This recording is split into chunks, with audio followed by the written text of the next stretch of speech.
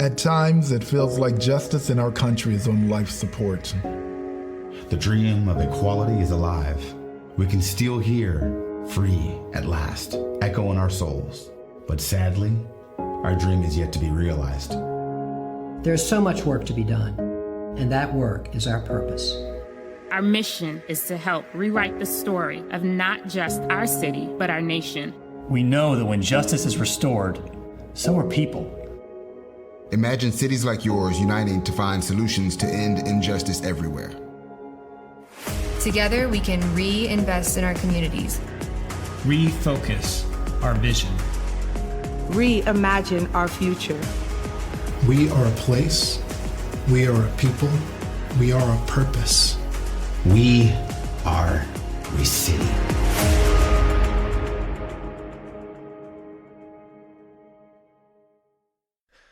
Well, welcome back to ReCity Chronicles. I have been looking forward to this episode for a long time.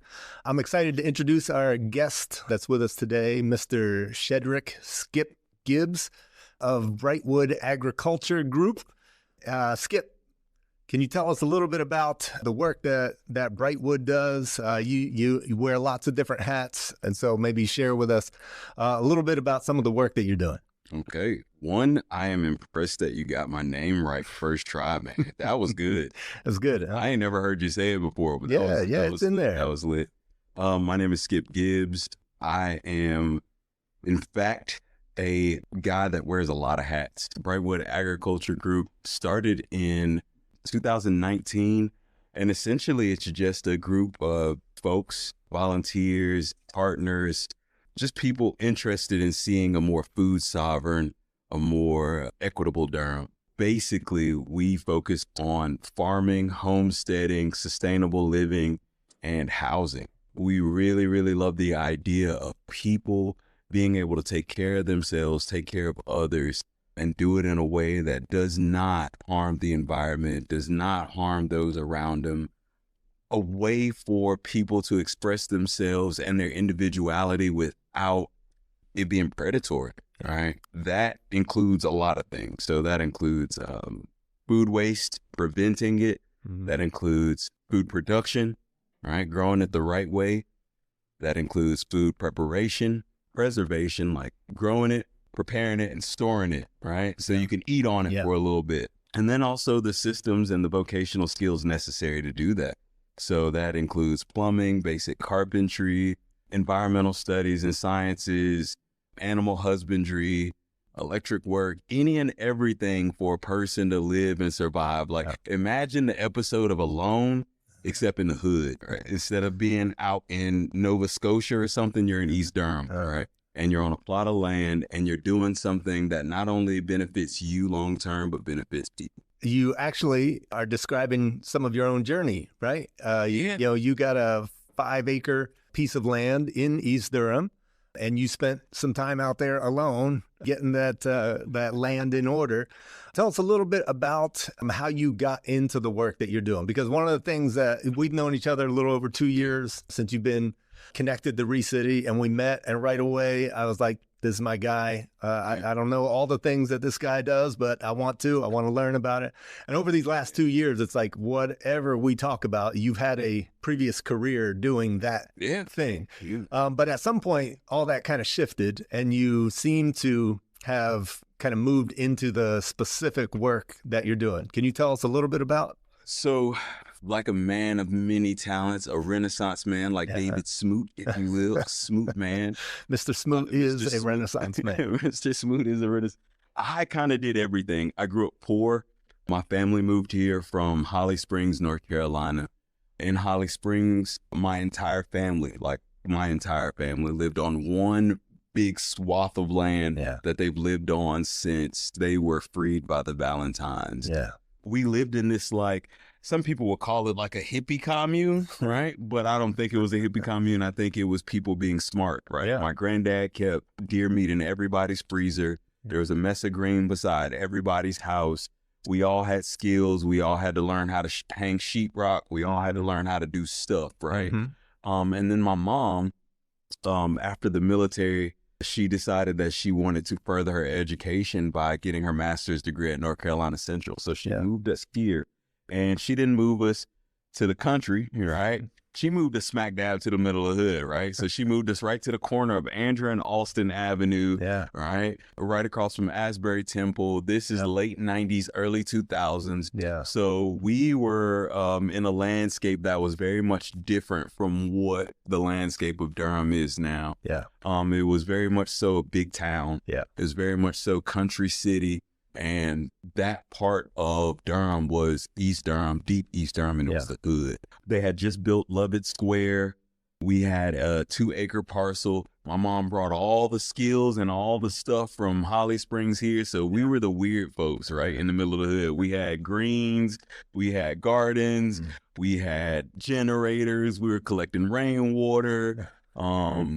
We were outside all day. Like, we were doing the country stuff right here in the middle of the hood. Yeah. And so that shaped the way I viewed urban agronomics and the way that I viewed agriculture and sustainability. Like, you can do that in hyper concentration. Right. It's not just an idea. It's a real thing. We're living. It's a real thing. And it was 6 of us. So it's kind of hard to feed folks. You know what I'm saying? And so we relied heavy on that. We relied heavy on food stamps. And this is when food stamps still like had the monopoly money. It was still like in a booklet with the multicolored little pieces of paper. Right. So we relied a lot on that. And like, you know, obviously local grocery stores, it was called Bull City Market then and all of those different things. And we relied heavily on community.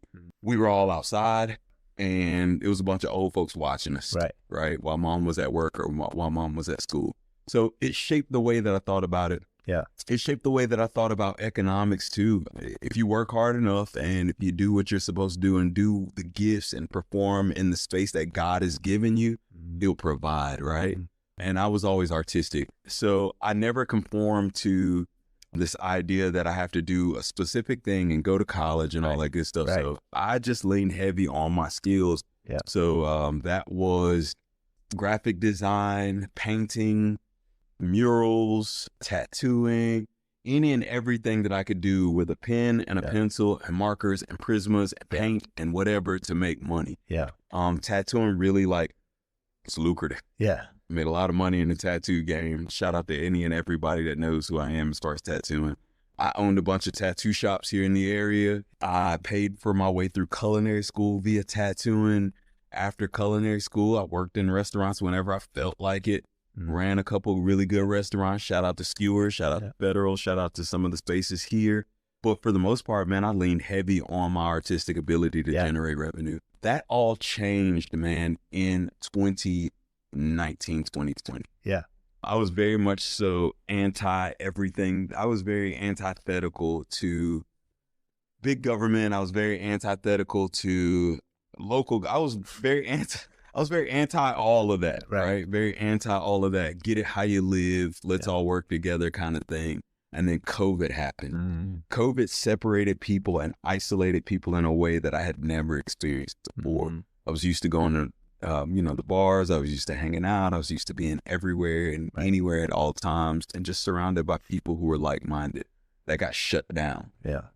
And I also, at that same time, started to see a lot of people who I had been involved in via nonprofit stuff, via volunteer work and all that good stuff. I seen them dropping like flies, like literally dying. I seen them literally starving.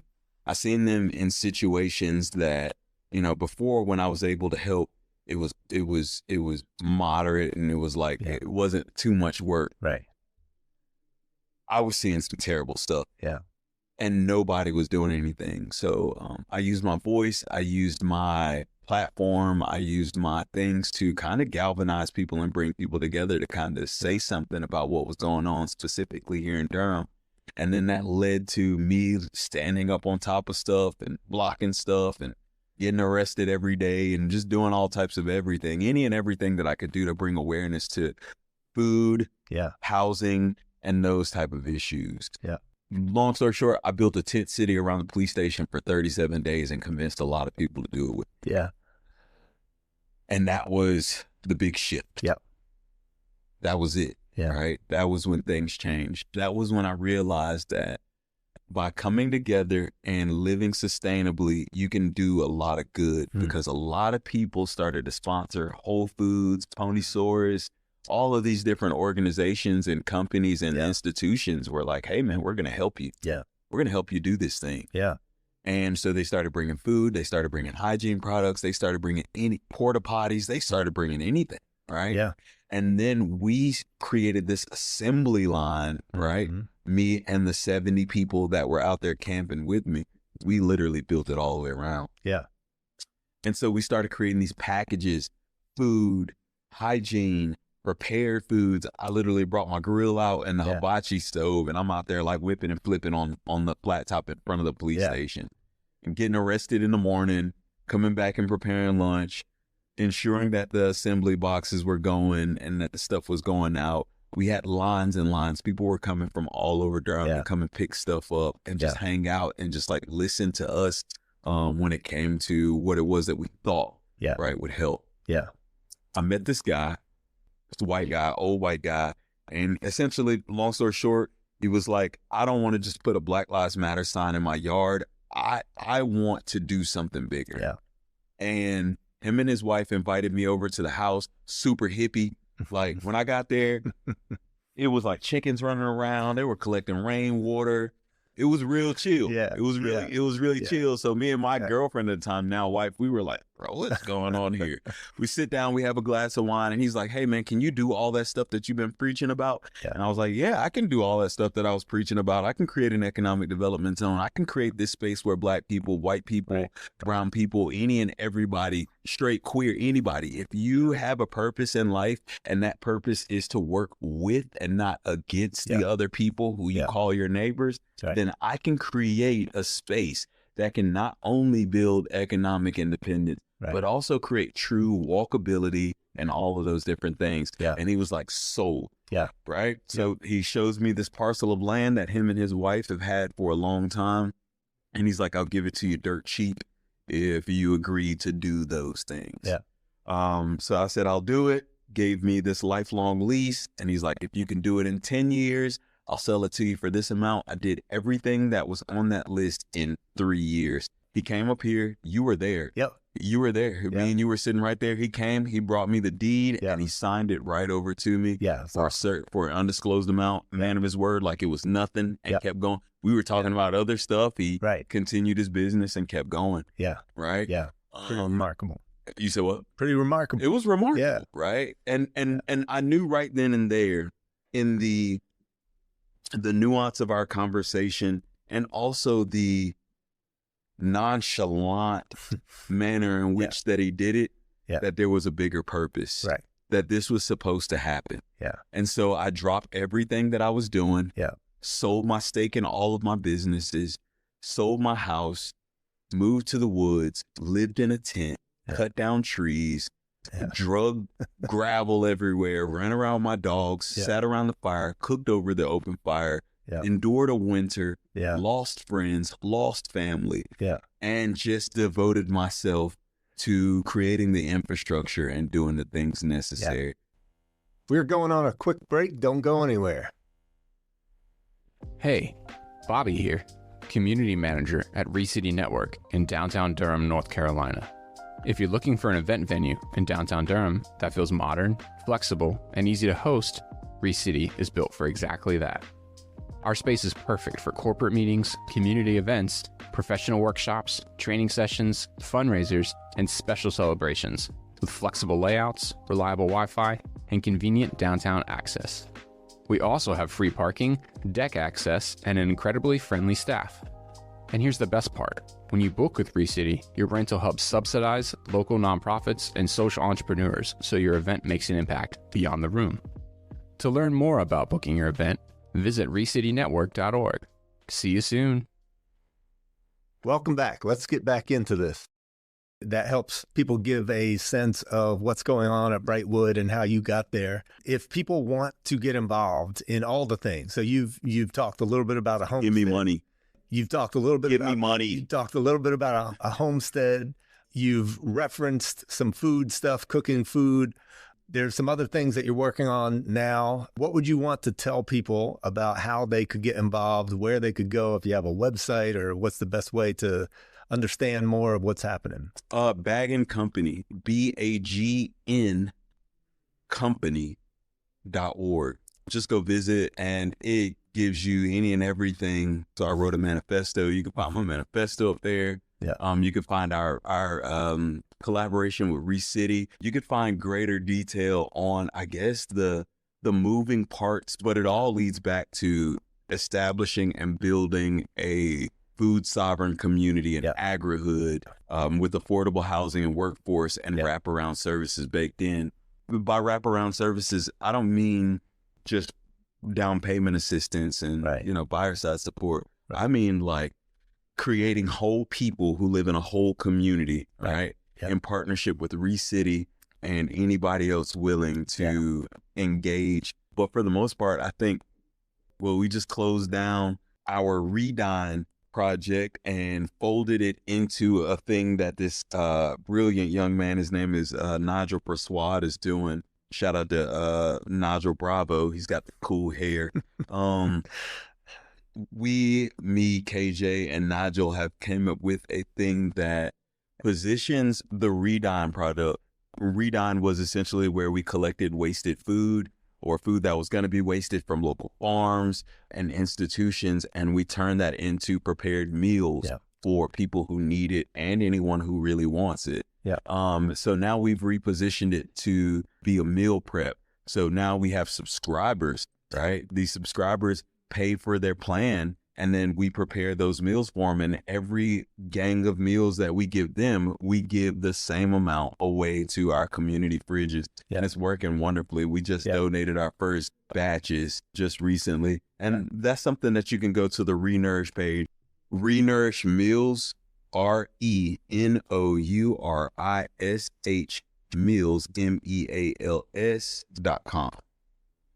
You can find all of that information there. But right now, like I said, my biggest focus is getting this thing built. We just secured pre-development funds. So we're doing engineering. And we're getting some houses built and getting a farm smack dab in the middle. So that's kind of where I'm at.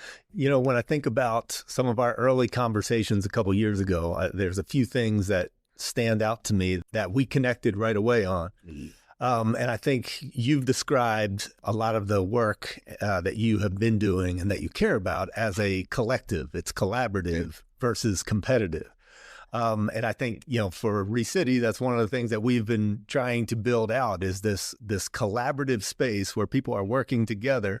And rather than duplicating or competing, we figure out how can we do stuff together to provide better outcomes for our whole community than when I just focus on how to make me and my organization better, right?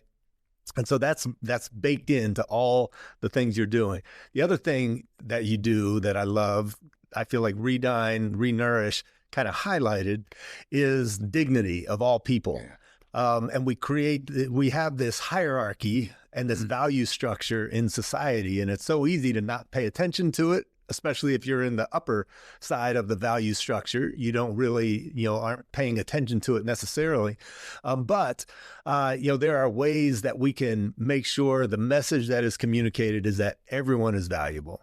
Everyone has dignity. Everyone deserves to be treated well and to have opportunities to thrive and to have the outcomes that they want.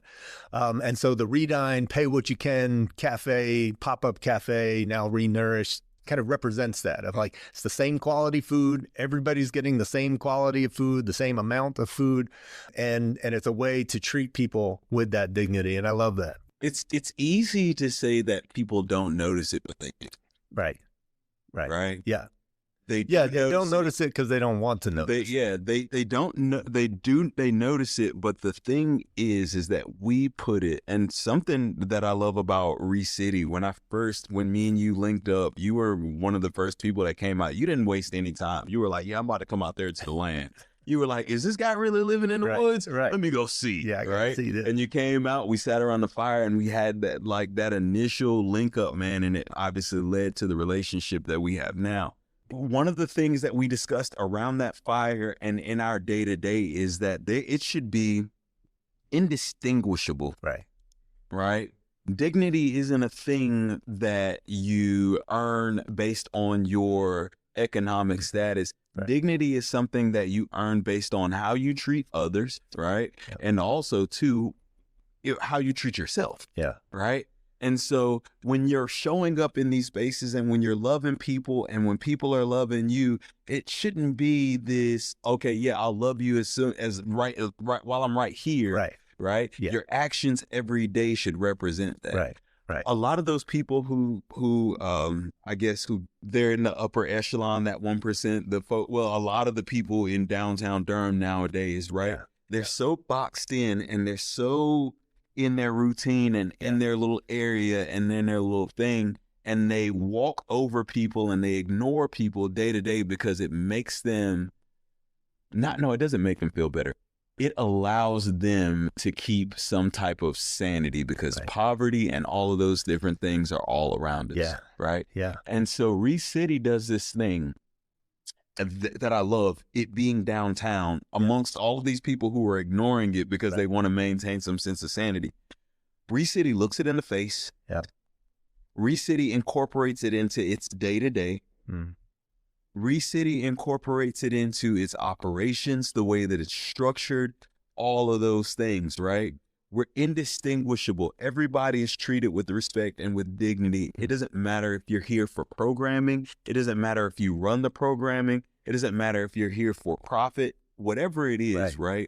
As long as you can acknowledge that other people exist and that other people deserve and have earned just by being alive their sense of dignity, then you can operate here. And that in itself was one of the things that I wanted to incorporate not only into the community that I'm building, but into my day-to-day life. And ReCity has helped me structure that. Yeah, right. That's cool. And you do it. You're one of the most personable people I've ever met, right? And you have never been in a situation, despite who you're around, where you have tried to big dog them or whatever the case may be. And that has everyone in this space has almost like learned by osmosis from that. And I'm starting to see that reflected in everybody's actions. And that's something that I think that our social services building could use.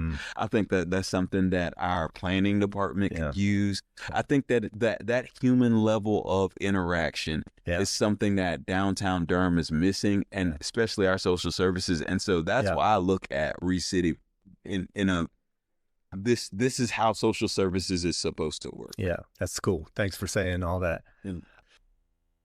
All right. We'll be right back after this short break.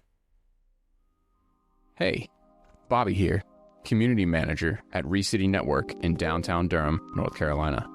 Join us for Free Co-working Day at ReCity every second Thursday from 9 a.m. to 5 p.m. It's a monthly open house where you can work from ReCity for free and experience the Triangle's only co-working community dedicated to social impact. You'll get high-speed Wi-Fi, complimentary coffee and refreshments, open seating, and a chance to tour the space and learn about memberships and upcoming events. And to wrap it up, we're finishing the day with a happy hour, a laid-back way to connect with the community after you've gotten some work done. RSVP is encouraged. Walk-ins welcome if space allows. Find out more at recitynetwork.org/free co-working day. And we're back. Thanks for sticking with us.